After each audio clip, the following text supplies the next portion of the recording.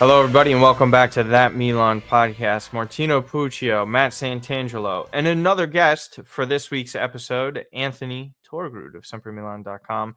I think you've been on the pod before. I checked our DMs last time. It was like 2023, so It's been a been a while, little yeah. minute Yeah. since we've had you on. I don't think you had a name for the podcast when I was on last time. Yeah, I we think you were taking suggestions. We still And don't. because I suggested Puccio and Friends, and you said no. Or no, I said Pucci Yeah. Pals. I said Pucci Pals. Puccio and Friends is crazy. I still don't like that one, but we still kind of don't have a name. That Milan podcast is like the laziest shit ever, but you know, it works. It's easy. It's easy. It works and it's easy, yeah.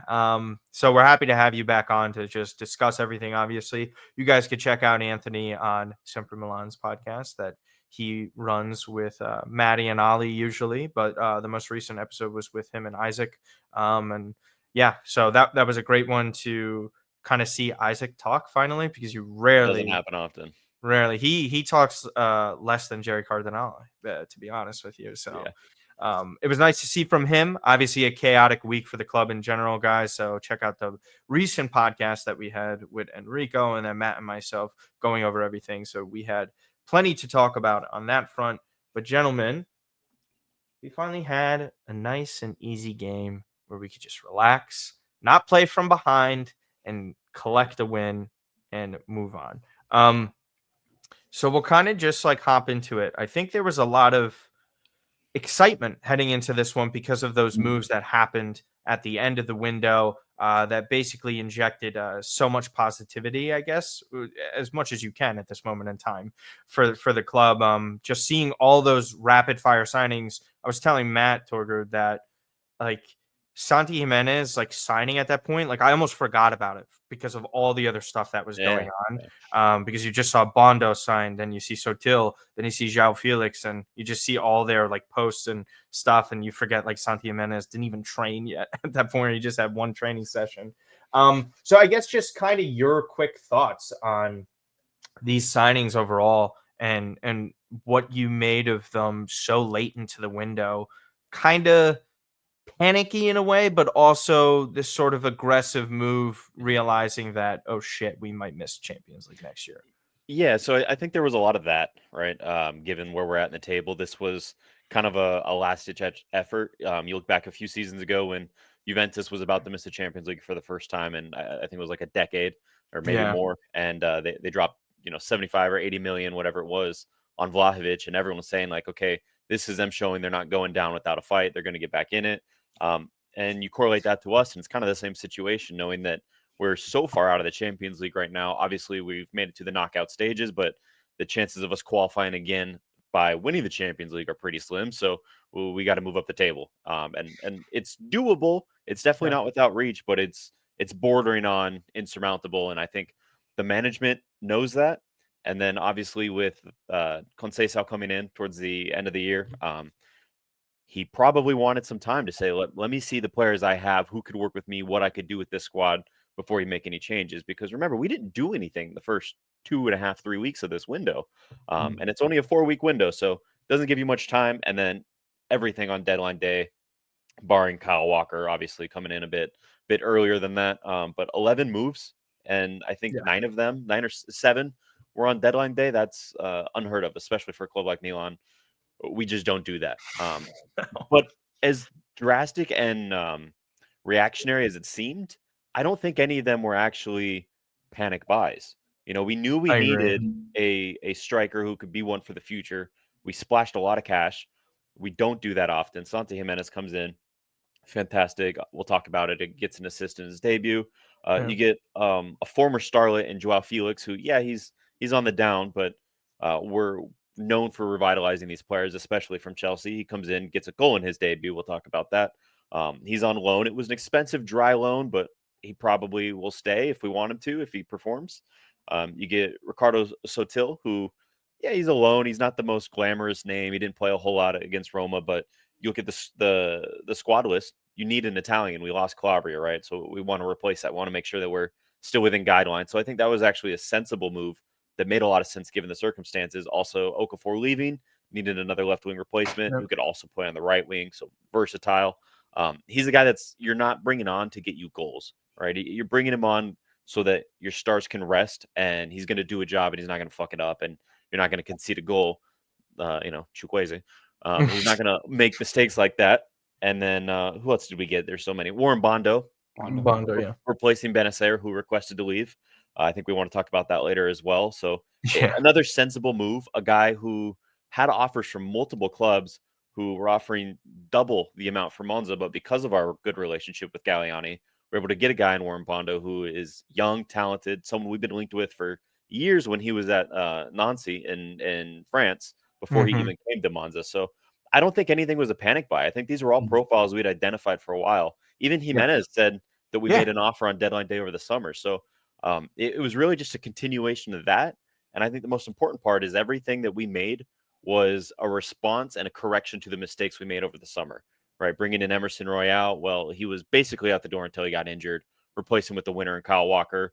Alvaro Morata struggled out the door to Galatasaray, bringing Santi Jimenez. Bennacer leaves, bringing Warren Bondo.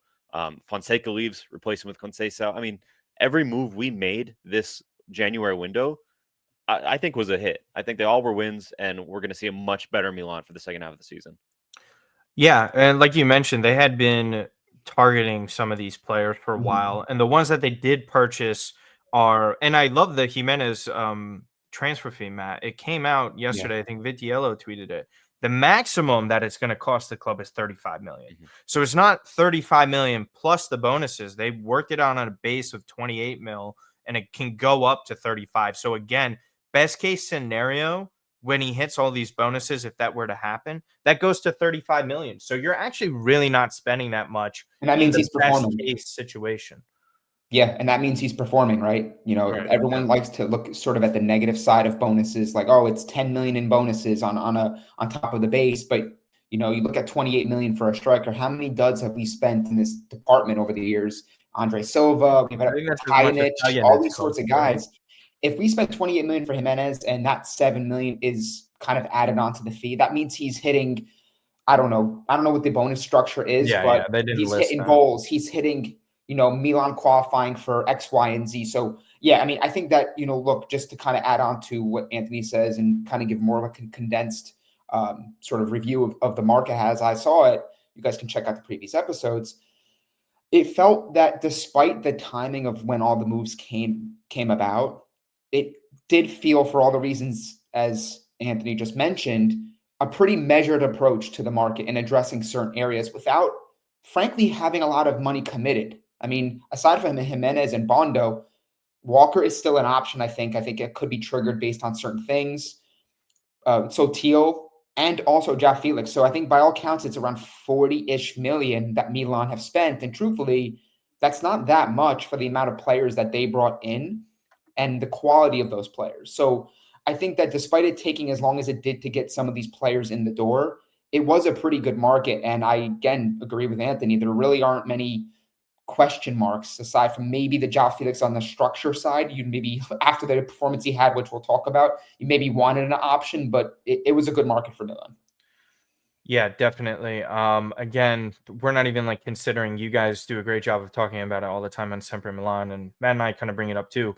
We have like these options and obligations coming in 2025 for players that are going to be purchased. So like CDK, like regardless of what we think of like the deals, CDK, Kalulu, Yassine Adli. I mean, they even got Luca Romero and like Daniel Maldini for I think 11 million combined for those two, on top of all those other sales. And we'll see what happens. I don't think the Okafor one, the option on the price is great. I highly doubt it's going to happen for that amount, but just they give themselves some wiggle room with this, and I think they're opening themselves up. If we knock out Feyenoord, that would be huge for more money there. We'll see what happens in the draw after that, but I think they have opened themselves up decently enough. And again, coefficients are very important for this. As of right now, Italy would have 5 Champions League spots. It really depends. We have to root for Real Madrid. Just make that very clear, guys, because they knock out City. That hurts England's coefficient, or the other way. Or you're saying other way around? Spain that is true. I guess England's a double-edged sword. Yeah, whoever wins, I guess, isn't bad, but I think we want to keep the team or the confederation below us lower. Yeah, I mean, Atletico did very well and Barca has done well. Italy had messed up a bit because Atalanta and us both fell out of top 8. Juve are like I think the least reliable out of all of us at this point. So we'll see what ends up happening. But let's get to some of the matches and positive news. 3-1 win over Roma. Roma didn't really feel that strong of a lineup, guys. I don't think we kind of did either. But guess what? Jimenez played knockout, and that's Alex Jimenez. I thought he was probably the brightest spot relative to expectations out of all the starters because of where he's kind of been. He's been a little bit inconsistent. I know some people were highlighting when he didn't pass that through ball off to Chukwueze in the derby that could have wasted more time and killed off the game.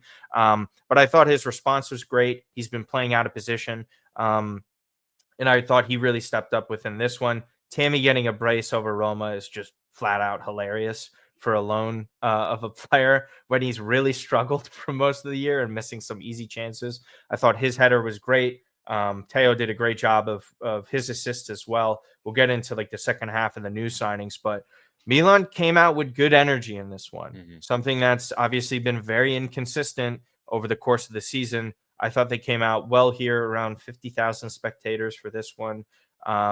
So yeah, I thought Milan did great of, putting themselves in an advantageous spot where they could, relax a little bit in that second half. Conceição could make some decisions of subbing off certain players and putting them on.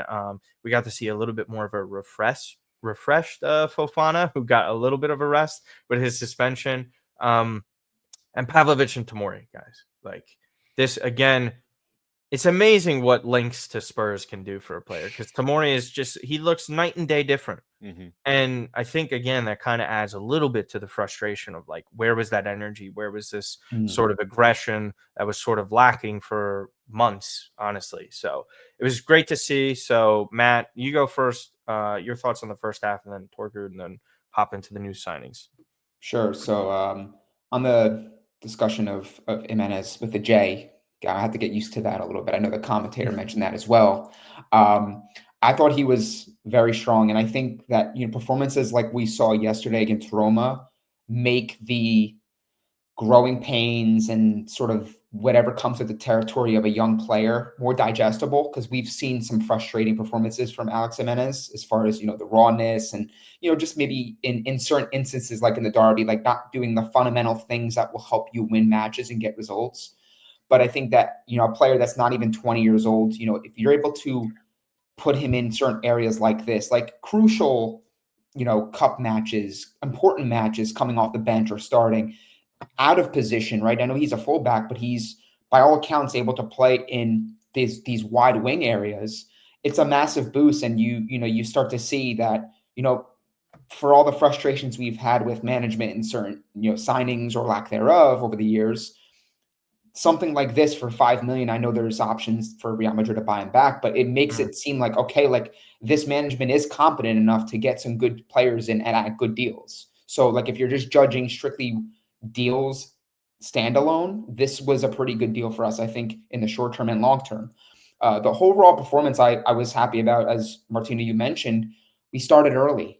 Same thing against Inter. We were the aggressor. We were the one trying to dictate the game and get the advantage and let the other team chase. Because I think that there are characteristics of this Conceição team where he isn't afraid to batten the hatches, bring on an extra central defender, and defend a lead late if he has to. He did that in the Super Cup game too when we were up. He was like, okay, I'll bring on 3 central defenders. I don't care.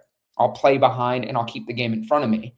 And I know there was conversations around the substitutions and all those sorts of things in the derby this past weekend. But I think Sergio's starting to get a little bit more comfortable with who can do what for him in what moments throughout the match. And I think that that's what was perfect yesterday is you could bring on Tammy. He gives you 2 goals. That's a big boost. And 2 pretty good finishes. I know there was some pretty poor defending from Roma, but this was a really good performance overall for Milan. And look, Sergio in the post game, he had some really good comments. He's like, I'm starting to see the Milan that I want, but there are some things that I'm obviously still not too content with, right? And I think that this is a growing process. And I think I forgot who tweeted it out. I think it might have been Simo or another Milan account, but for all the struggles, Milan have lost 2 of 10 games, I think, under Conceição. Yeah, like, they're growing. This team is growing. It's going to take time, especially with new players. But results like we saw yesterday against Roma are hopefully a sign of things to come, that we can score goals, but we can also rely on a good central defensive performance as well. Yeah. Torgen, your thoughts? Yeah, real quick. This just came up right now. I just got the notification. Milan fined 10,000 euros for delaying the start of the second half against Roma yesterday. So, kind of funny there. I guess we took too long to get out of the tunnel. But yeah, I agree with most everything Matt said. I'm a bit more critical of Jimenez with the J. He's young, and he made, we talked about it, the mistake of not passing the ball to Chukwueze in the derby. You could call it a mistake. It might not have been. But ultimately, that was something people were upset with.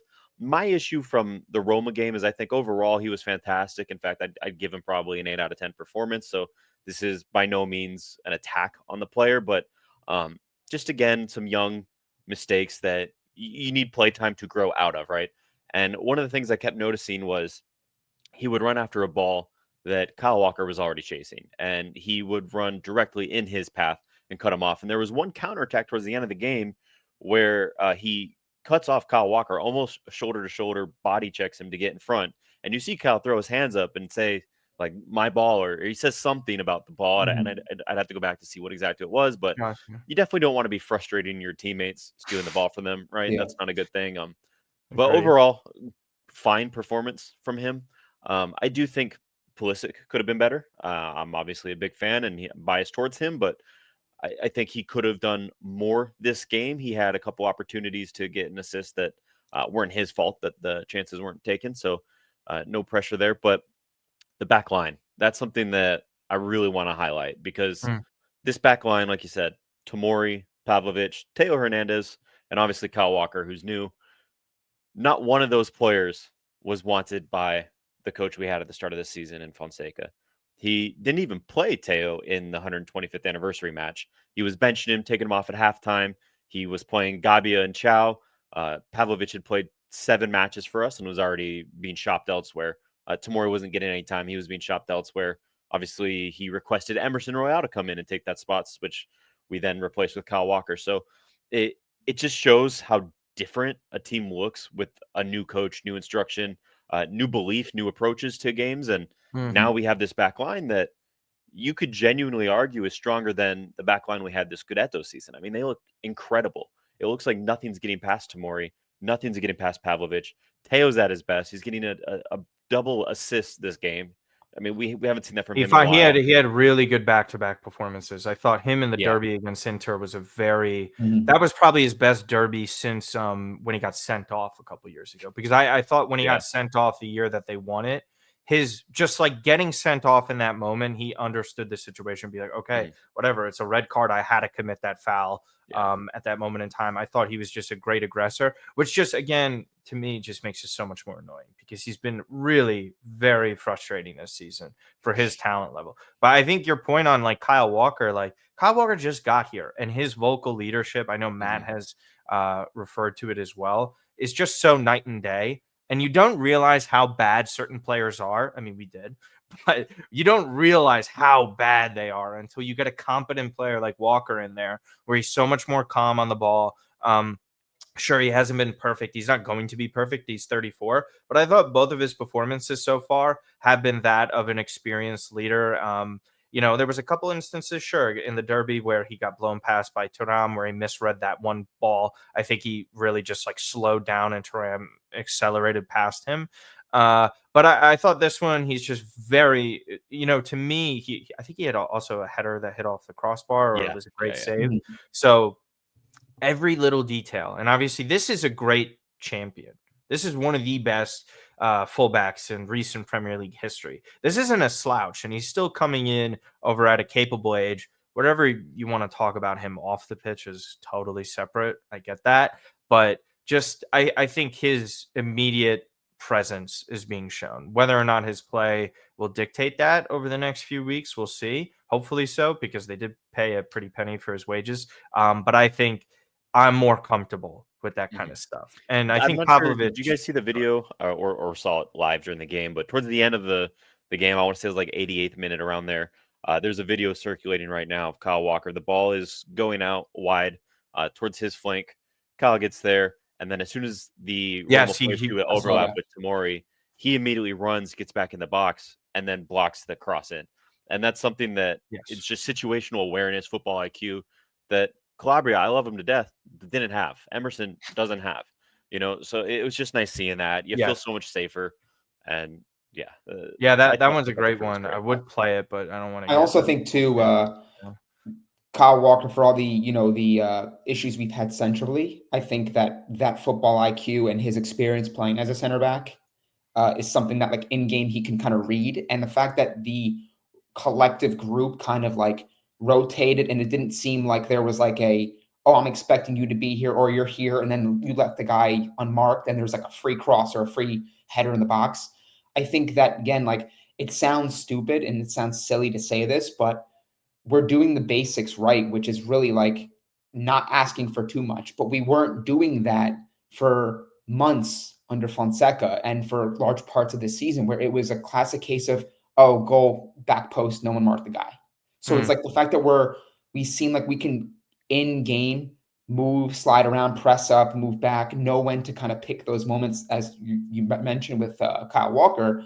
It's like, okay, maybe we are kind of turning a corner. I'm not going to say we're this defensive juggernaut and we can defend games like, prime Juventus with Buffon and BBC, but like the fact that we, again, and I mentioned this on the episode that me and Martino recorded, that we can kind of beat you a couple ways. Like if we have to win one of those gritty 1-0 games away, we can do it.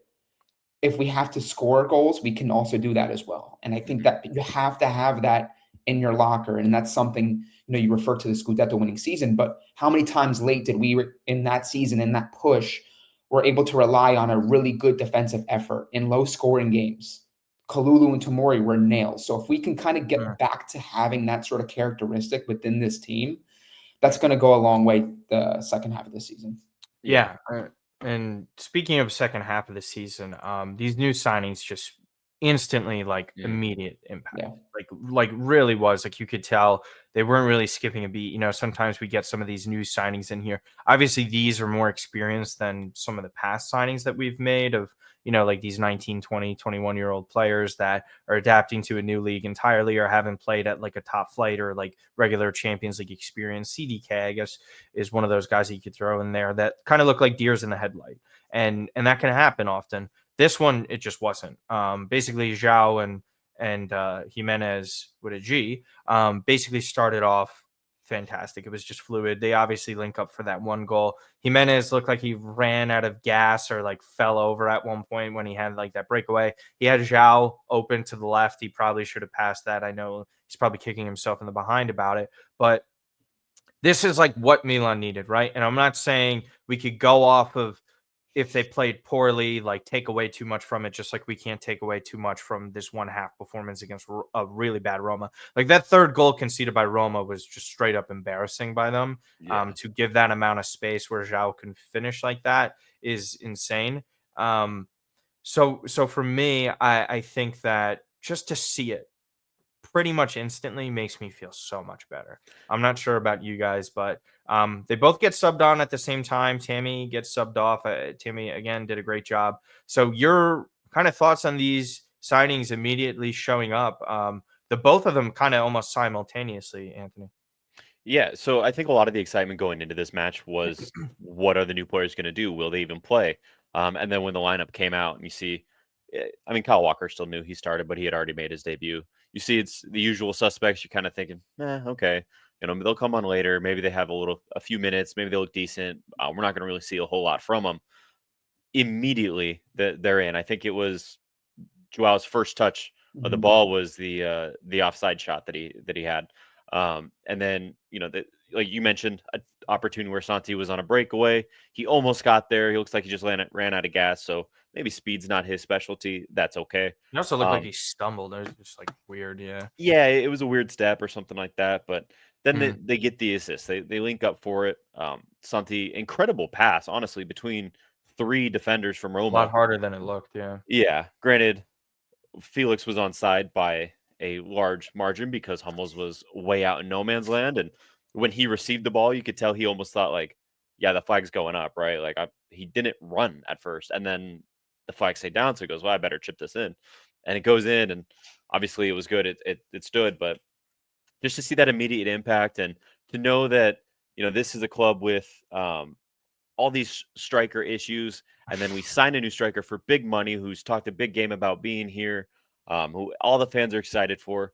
And then he's sitting there on the bench and he watches the guy he came here to replace score a brace in the first half. And he's thinking, I better get out there. I better get on the score sheet too, or else I'm not even going to get the starting spot that I came here for. And he's still selfless enough to get that assist for João Felix and recognize this is a goal scoring opportunity. I'm going to pass the ball. I'm going to let the other guy come in who just got here and take this goal, and we're going to make the team better. And I value that so much more than if he came on and took 20 shots and missed them all, and it was just, I got to get this goal for me. It's good to see he's a team player already. And I think Conceição said it in the post-match press conference, but just having competition for the spots makes everyone so much better. You see Tammy immediate reaction that there's new players coming in. You even see Teo stepping his game up because Kyle Walker's now on the other side, and Teo might not be the best fullback in Italy anymore. So, it's so nice to see this internal competition, this internal respect and desire to win. And I think Conceição's just gotten everything right since he's been here. Matt, your thoughts on these substitutes, because it seems so smooth. And João's just like drawing fouls. There was one breakaway too that he got screwed on that he really could have carried the ball for quite some time. He does normally score almost immediately in these new debuts and new teams. So we just have to preface that just a little bit, but it was an immediate impact. The finish was great. And one of his pictures, by the way, on on Twitter, got like 75,000 likes. Like, I'm not sure if you saw it. So, they're going to be milking that cow just a little bit. So go ahead there, Matt. Yeah, this is exactly what you wanted to see from the new signings, right? And I think this was actually the perfect game for the introduction of the new signings and the timing of the new signings in the match, right? So I'll clear that up, right? So instead of bringing them on in 10, 15 minutes when the game's kind of maybe done and dusted, again, obviously things can change throughout the course of a match, but the game was very open. And I think that was a really good thing to bring on new players, right? You're going to get a lot of touches. You're going to have opportunities. You're going to get that confidence and build that, progressively with more attempts, more combinations. So I think it was the perfect game versus, let's say maybe against an Empoli where it's tied and now Empoli's trying to claw for a draw and they got 11 guys behind the ball. Unlocking a game and getting those sort of opportunities for new attacking players to kind of make an impact is not always the easiest thing. But it was great to see how these new players kind of fit seamlessly within this existing group, right? I think that's going to be very important, right? It felt like a natural fit with João Felix. Obviously, beyond the relationship that him and Rafa have, as Portugal internationals and all those sorts of things, this group feels like, all right, this group can coexist, which is not always simple when you have that many quality players on the field at once, which truthfully, I can't remember. I was thinking this on my commute home. When's the last time Milan have had this much quality between the three attackers and the striker? I want to say when they had Cassano, Robinho, Zlatan, El Shaarawy. Like that's what it feels like, right? Like as far as like when you look up and down this team, you're like, they have names, they have individual quality. Now, whether the quality consistently performs is another conversation. But on the topic of the attack, right? You look at the players that we have, a lot of them are kind of ball dominant. Guy like Rafa needs the ball at his feet. João Felix is a creative, he's a number 10. He's a second striker. Pulisic loves the ball. He likes to move around and to create chances, right? So it's not always the easiest when you bring in a big player like João Felix and he's able to share that opportunity, spread the ball around, combine, create, do all these sorts of things. It felt like sort of like a pickup game for them. And the fact that it looks so natural, again, it's Roma, not to dunk on them, but we have controlled games against Roma for a while, and the game was very open. So it really was the perfect opportunity for Sergio to introduce these players and give them the minutes that he did. And, look, at this is a sign of things to come. This is really exciting for Milan fans and the prospects of being a team that, can create a lot of attacking chances, and hopefully with the introduction of Santi, score them. Yeah, to build on that, you mentioned when was the last time we had this type of quality in the attack, and even taking it a step further, going into the vanity of it, when was the last time we had name value players? These are all household names. Everyone knows who Pulisic is, Leao, now João Felix. Santiago, ironically, might be the one with the least name value, and he's probably the best goal scorer of the bunch. But it's nice to see us going for these established players for once, instead of trying to get the unknown guy from the Belgian league like CDK and hoping. Oh, so you're saying cutting corners doesn't work? Yeah, it's crazy. Yeah, you go for the proven players, and they will continue to prove. It's interesting, but it's a nice change of pace. Yeah, absolutely. And again, a little bit more quality that we were seeing from certain players too. I don't know. Yeah, and also like it was kind of limited with Leao coming on as well. We didn't really get a full scope and chance to see all these players on at the same time. As you mentioned, they're all not great off the ball, but we'll see what ends up happening. I think Conceição had some interesting comments on Leao as well. I think you guys had it over at sempremilan.com, where he was essentially talking about like he's an incredible player, but he has to understand working off the ball is very important. And he works in a collective as a team as opposed to the other stuff, which is totally warranted. I understand where he's coming from. So at least he didn't mention body language. So that was nice to get out the way there. But again, 3-1 win, potentially playing Inter or Lazio in the semifinal. And the semifinal is two legs this year. I'm not sure how it like rotates. Is it like every like few years they change it up to the semifinals being 2 legs or whatever the case may be? I don't really truly know the rule. It's pretty odd, but again, it's just nice. It's another competition that we have. Well, not another competition. One of the few competitions that we can win. And listen, we've won it one time in all 3 of our lives, and we were not very old when we saw it happen. So, very long time. So one last thing kind of with transfers before we move on to the preview of Saturday's match. Bennacer. So I guess, Torger, you kind of want to speak on it, Matt, as well. So there was like this whole like back and forth thing on like what was the Bennacer situation. A lot of fans had made the assumption that he was pushed out of the club and he had no say in it. And contrary to that, it was the complete opposite, and that he was basically pushing his way out. Zlatan had confirmed it. Bennacer had mentioned how he wanted Marseille. And listen, good servant of the club, was clearly not the same player for the past couple of years. The injuries had been really difficult for him to overcome, and we had seen that in his play, his lack of fitness catching up to that. When he did get fit, he would get hurt again, and some of his performances were inconsistent on his way back to that level. So really kind of low fee. I think it'll be maxing out around 12 or 13 million, but ultimately Bennacer kind of wanted out. And as I had mentioned, Torgrud, and I said this to Matt, as much as I like Bennacer, Bondo, I know he's injured right now, but Bondo is more fit. He's younger, and he is a proven Serie A player. So I don't like, some people think it's like a downgrade right now. I would argue that it's really kind of not. It's more of a lateral move, if anything, because this guy hasn't been on the pitch to play and give any value to the team on a consistent basis. So whoever wants to go first on this whole Bennacer situation, go for it. Sure. So yeah, I mean, I think it's obviously important to clear that up, right? Because I think there's been a lot of conversation surrounding Sergio and the impact on the team, right, in the changing room, because players are not too thrilled with his methodology and way of teaching and way of coaching and all those sorts of things. So I think the fact that Ismail himself clarified, I know Ibrahimovic as well, when he spoke, I think that was yesterday, where he basically said, like, look, he wanted to move players that don't really feel like they have their true heart in it. I'm paraphrasing maybe. It's best to move on from them, which again, I think it begs the question.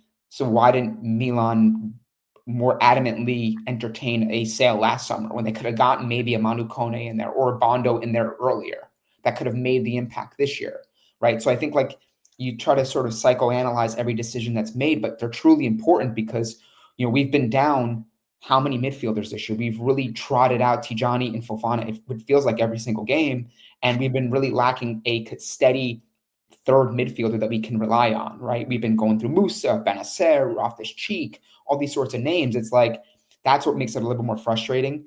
Water under the bridge at this point. I think the fee, if he plays really well and is motivated, and this was in fact his like kind of dream next move, and he plays well and he shows Marseille that he is fit and he's producing, I think this can actually get up to 15 million. I think there's the 1 million loan fee, 12 to 13, and then there's add-ons. So it could wind up being a pretty good deal for Milan. But I think Kush made a great point in his video yesterday. This was a player that had a 50 million release clause.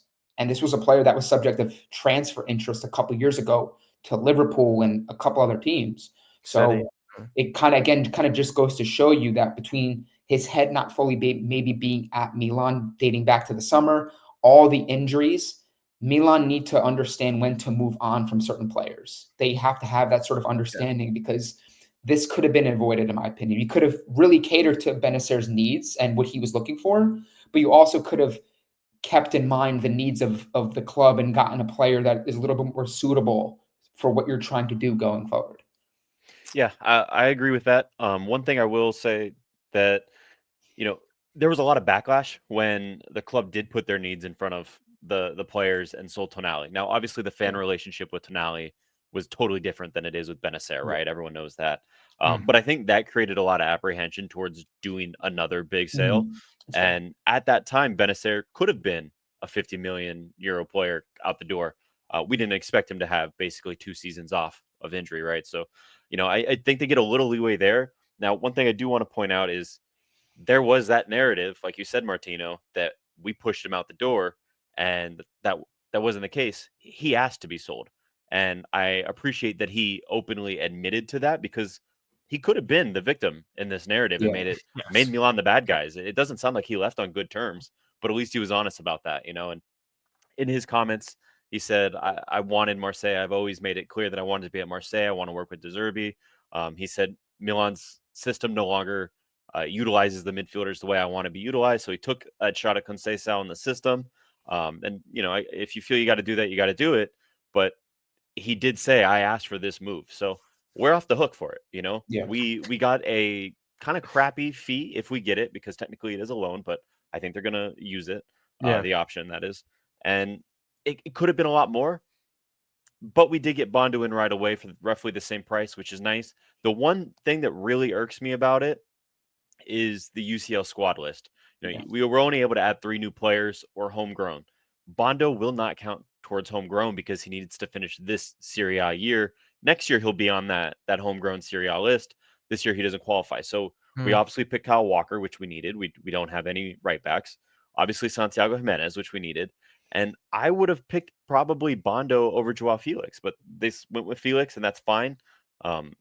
He did great against Roma, so hopefully he could do that in the Champions League. But I'm nervous that, like Matt said, like you said, Martino, that we don't have enough midfielders. And going into the Champions League knockout stages, you're going to need a midfielder off the bench at some point. And if we don't have that, I am nervous. So that worries me. And for that reason, I wish he didn't make the move in the winter, or at the very least, not on deadline day. He could have requested this January 1st. Yeah. Right. Yeah. It's not like this was new to him. He obviously knew he wanted out. He could have said it at any point and said, like, hey, guys, if you could find a replacement and a new home for me, I think I'm ready to make that move. Let me know. But instead, he waited till the last day. And luckily for him, Furlani and co. decided to move quickly on deadline day, got him out the door, got someone in. Was it the best replacement long term? Probably, yeah. But in the immediate, I think someone who could be on that squad list would have been better for us. So I am irked that he left. But that's on management from back to the summer, like Matt was saying. If you kind of had a general idea, you knew his injuries were. Well, I had suggested this over the summer, and I got a lot of backlash because people think there's like agendas. It's not agenda. The only agenda is wanting Milan to win an 8th Champions League. That's my agenda. That's wanting what's best for the situation. If you guys can eventually digest the Tonali sale and all the, like, again, I say it all the time, like, if these players come and go, like I saw Kaká leave. That's like my idol. I'll never like a player more than that. And I saw him sold without reason, and he didn't want to go. So anything else after that is all digestible for me. And to kind of see a player who had been injured quite often and really didn't kind of fit into what we need, right? And I don't think Bondo is the perfect fit for our issues in the midfield. We still need a ball winner, a defensive prowess kind of guy. Because we all have these guys that are good on the ball, moving closer to goal than they are sort of, in terms of the defensive side of things. But, you get at a cut rate price now, and you have to make quick decisions. And listen, Silvano Voss, where has he been? We were talking about him getting minutes with the first team. Here we are, first week of February. It doesn't seem like he's close. We loaned out Zeroli, obviously, to Monza. So I'm happy for him in that sense. But the in-house options that you were kind of like discussing, like where can we go? Where can we turn? Mm-hmm. Like, God forbid, Reinders or Fofana, they've been playing so often. What happens if one of them goes down? Then you're suddenly relying on Musa more so than anything. So there's a lot of question marks there. Ultimately, I think the fee will be somewhat decent. I think Milan paid only like 15 million for him years ago in like 2019. So the amortization or whatever you fucking say it over the course of the few years, it'll be fine for Milan. It is what it is, but the player wanted out. He couldn't stay healthy. What's the club going to do? It's, the final match day. Like, I just, at some point, you guys have to side with the club and back your club. You can't just hate them forever. So, speaking of Bennacer, it's a Bennacer derby. Empoli, Milan. Pretty decent job by me there. We have only conceded 1 goal to Empoli since 2022. We have routinely taken care of business against them. We've won our last 3 with a combined score of 7-0. We smacked them around at San Siro earlier this year in a 3-0 victory, one of the few and rare victories this season that we've been able to finish off fairly easily.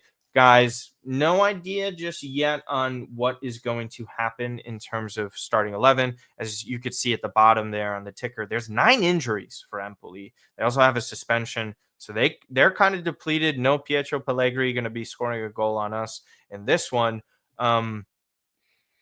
Take care of business, right? No excuses. You have to win this game. Like, there's nothing. I don't care if it's on the road. I don't care who's starting, who isn't. Like, just get the 3 points and shut up.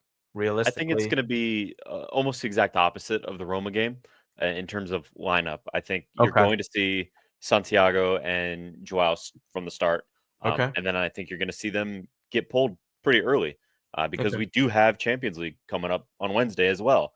And I think they need those minutes. They need that first start so that they can get prepared and then rest them, save them.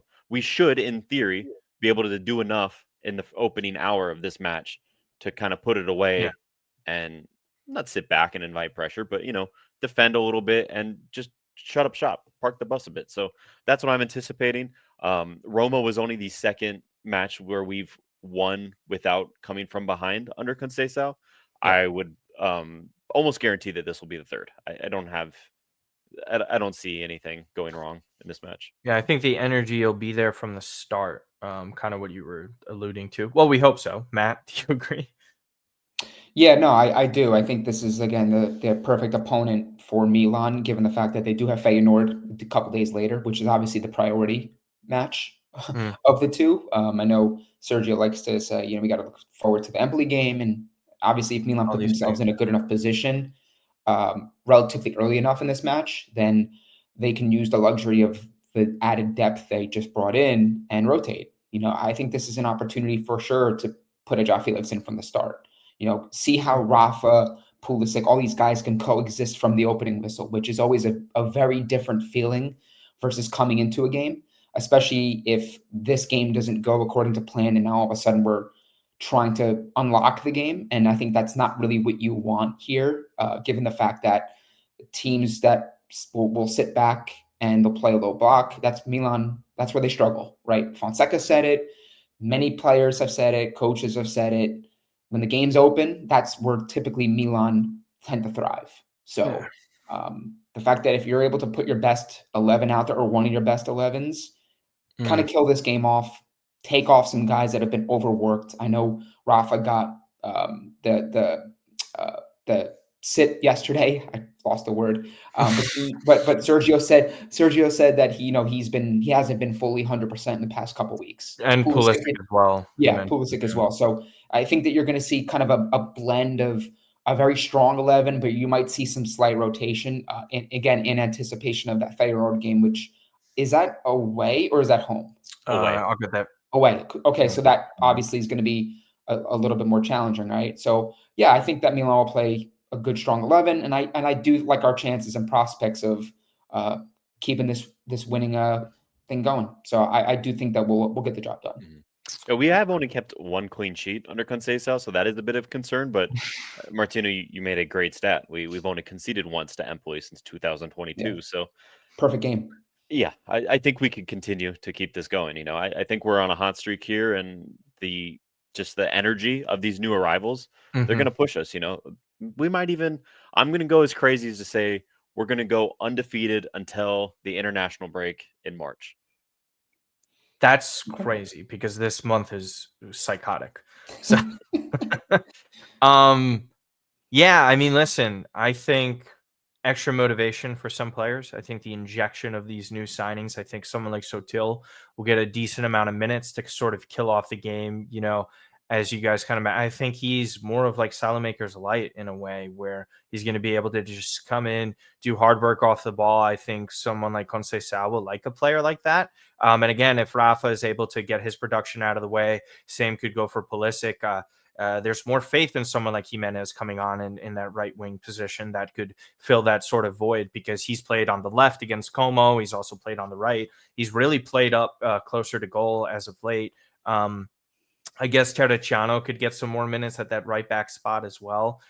If Kyle Walker needs a break too, I think what you were saying, Torgrud, score early on, allow yourselves to sort of get this rotation because of the quick turnaround against Feyenoord. And I think that's the way to go. And I'm happy about it. We'll see if Camarda, I'm a little curious as to his situation, what his minutes might be like, because now we're sort of past that phase of the Coppa Italia where he could have gotten more minutes. You're sort of looking here. Does he get more minutes in this sort of match? There's Venezia coming up as one of those as well. Does he fit in there somehow, or is Tammy going to be taking away the bulk of the minutes? Real quick before predictions, just up top, who would you guys actually start for this? Do you give Tammy the start in this one because he just got that brace? You sort of reward him a little bit and then let Santi come on in the second half? Or do you just say, like, hey, Santi needs to integrate a little bit faster, especially with Champions League coming up? We rather have him start up top. I know you kind of touched on, Santi and João starting, Anthony, but what would you kind of pick? If you had the choice? I would go with Santiago starting. I think Tammy knows, look, I'm here on loan, right? I am not the main guy for this team. I might get a chance to stay next season. We'll see. But right now they brought in Santiago for a reason. He's going to start. Okay. Matt? Yeah, I'd like to see Santiago start. But I do think there is something to be said about a player, who just scored 2 goals. I know obviously it was Coppa Italia. I know it was, the Roma game, which obviously it always tends to happen against a former club. So there is the conversation of, well, look, Sergio, do you rely on Tammy because he just scored 2 goals and you maybe you're going to rely on him and need him down the stretch? So what's the rush to get Santiago kind of prepared when you could also play him in the Feyenoord game? That's going to be interesting to see, because does he go and start Santiago away at Feyenoord, or does he maybe put him on? I think he starts him too, but because he's got the balls of like a fucking ox, bro. Like he doesn't give a shit. I rather like, these sentiments you're starting against your no, go out there, kill them. You have to be a killer. That's what we sign you for. And whatever, if it's quick, you rip off the Band-Aid. It's a very interesting situation, though. I can't recall ever seeing anything like that, because also there's been cup ties in the past. They lifted that, I believe, when Holland transferred over to City. Even before, it was when Aubameyang went to Arsenal. That's what it was. Yeah, it was something like that. I knew it was a striker. But yeah, we have that cup. So predictions real quick. I think this one will be a 4-0 win. I think we're going to score a lot. 4 goals. And you're saying 4 goals and a clean sheet. Yeah. With this team? Yeah.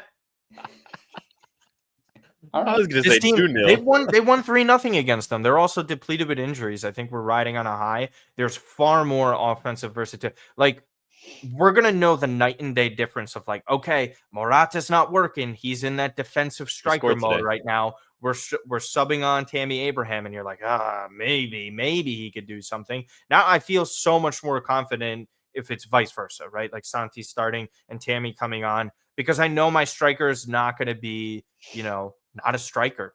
Like, like Morata was just soft. He just didn't understand his job, in my opinion. And it was whatever, good riddance with that. So I'm more excited about the striker situation, and how much relief does someone like Rafa get and the attention off of him How much does someone like Santi thrive, João thrive? And we'll see to the extent of Pulisic. I think he's still nursing that injury. I don't think he's 100% at all. I think that's a severely overlooked aspect of soccer in general, right? Is when you bring in players in your attack and they all have name value, no one's going to leave them unmarked. You know, if you just have a star in Rafa and then you got a Castillejo, you got Brahim Diaz, and you have Salamakers, like these ancient guys Giroud who weren't really known, or I mean, Giroud everyone knew and he scored a lot, but you know, you get these other guys who are just like of the lesser quality, unknown quantity, and then you have a guy like Rafael Leao, everyone knows who he is. You're gonna double, triple team him, and then he's neutralized. But when you have we have the captain of the USA, we have Mexico's star striker, we have João Felix from Portugal, and Rafael Leao coming at you. Everybody grab one and hope for the best. And now they're all open because they all could beat one guy. They all could beat two guys. So I think it helps immensely. And I do understand with what you're saying about the 4-0 and why. And I agree with all those. I'm just going bold, a little bold, baby. Yeah, I don't think it'll be a 4-0 because I do think we're still going to take our foot off the gas once we get ahead quite a bit. But 2-0 or 3-0, I wouldn't be shocked. And just to build on Morata, he did score today in his Galatasaray debut. So there's that. It was a non-league side. Already. Oh, okay. I was gonna say it was in the cup, but yeah. Oh, good for him. Yeah, they have a great striker partnership up in that. Bacardi and really think about it. Him, Oshiman, like Jesus Christ. Anyways, did you have a score there, Torgud? Sorry. Yeah, 2-0. Okay. I was gonna go 2-0 as well. I think Milan they're not going to push the envelope too much. I think they're going to try to bury this game, and I think it's going to be some pretty swift rotation in the early part of the second half, and they're again kind of with eyes looking towards Feyenoord, which is obviously going to be a very crucial match. So 2-0. Yeah, definitely. Well, that'll wrap up this episode. Torgud, thank you so much for hopping on, tuning in with us. You obviously do great work over at sempremilan.com, as we mention every single episode, to go and check out. Again, any other stuff that I have not mentioned regarding that and your work with the site and all that jazz. Nah, you're good, man. You plug plenty, so I appreciate it. I appreciate it when you help out with the site, and thanks for having me on. It's always a pleasure. Yeah, check out the latest clip. We could post Torgud again. So him and Isaac had nice comments on João Felix, and there will be more clips to come there. Shout out to Luca Magnanetti, by the way. Yeah. Literally incredible the work that he's been doing over at Sempre Milan. Just like on steroids right now. He doesn't sleep. With the Instagram stuff. He's getting every single video of a player arriving, getting medical, and there were so many of them, obviously late night kind of stuff. So just a shout out to Luca and the work that he does over there as well. And Ali, Isaac, Maddie, and the rest of the Sempre Milan gang. Sant'Angelo, plug your stuff, sir. Yep. On X, Twitter, wherever you want to call it, at Matt_Sant'Angelo. Follow my brother and I at AC Milan Bros. Yeah, and just thank you guys for the consistent support. And also, Torgud, always a pleasure to speak to you, man. Yeah, you as well. All right. Again, you could just follow me at Martino Puccio everywhere. Follow us and subscribe to the podcast at Milan Pod, Spotify, Apple, your other audio platforms. Again, we appreciate all the support that you guys have given us. Check out the transfer deadline episode. Check out the episode with Enrico as well. The protest is off for Enrico because he got a bunch of threats, which is just like insane that people were like giving him death threats for just having a simple protest outside of Casa Milan. Unfortunate. Good doggo, by the way. And it's so sweet. And then, again, we just appreciate everything. So tune in next, and hopefully it comes with a victory this weekend. So talk to you guys soon.